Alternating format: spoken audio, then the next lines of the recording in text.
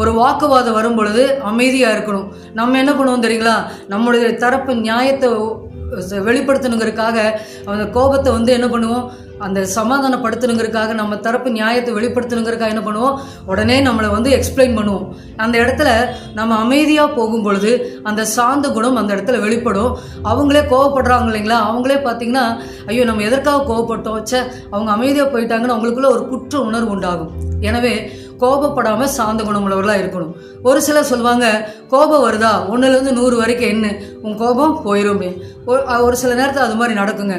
1லேருந்து 100 வரைக்கும் எண்ணி பாருங்க. நம்ம கோபப்படும் பொழுது அந்த கோபத்தை தள்ளி வச்சுட்டு சமாதானம் நமக்குள்ளே வரும், சாந்தம் நமக்குள்ளே வரும். அதுதான் வேதத்தில் வாசிக்கிறோம்.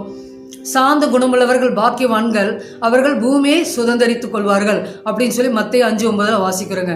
அப்போ நம்ம சாந்த குணமுள்ளவர்களாக இருக்கும் பொழுது நம்முடைய வாழ்க்கையும் நம்ம சுதந்திரிச்சு கொள்வோம், நம்முடைய